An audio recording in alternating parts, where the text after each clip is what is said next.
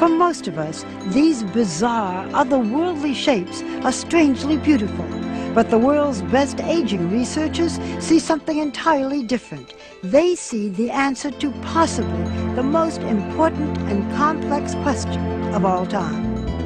Dr. Sinclair, as I look here, I'm seeing very cute little colored cubes. Well, these little cubes are actually the protein in our bodies that we believe controls the aging process. If he is right, Dr. David Sinclair has found one of the genetic keys that will reset our biological clocks. I think we've passed a turning point in our understanding of the aging process. How did he discover these proteins? This looks like a barcode, but it's really a map of our genome, the blueprint for human life stored in every cell in our bodies.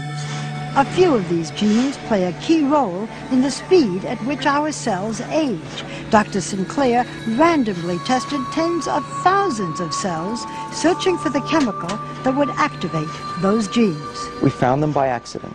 We stumbled upon this molecule from red wine. And when I looked on the computer, what is this resveratrol, and found that it was in red wine, I almost fell off my chair. Because, of course, we all have heard that red wine is good for you. Just so happens, I have red wine. To your health.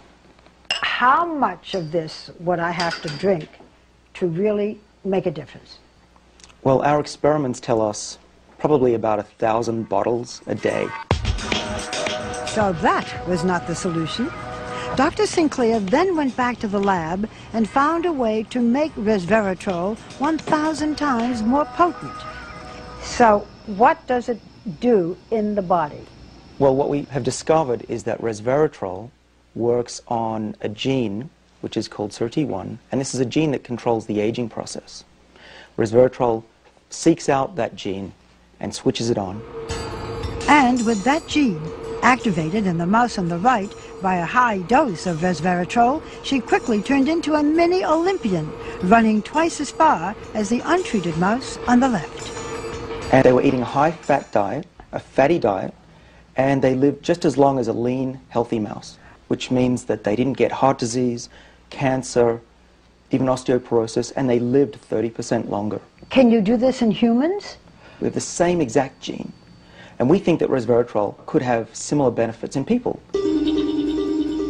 Realizing the blockbuster potential for his new pill, Sinclair teamed up with biotech entrepreneur Chris Westphal, together raising more than $100 million for further research. And we think that we can increase healthy lifespan. So if you're in your 80s, you'll be behaving as if you were in your 50s. In the first human trial, a form of resveratrol successfully treated type 2 diabetes, one of the major diseases of aging.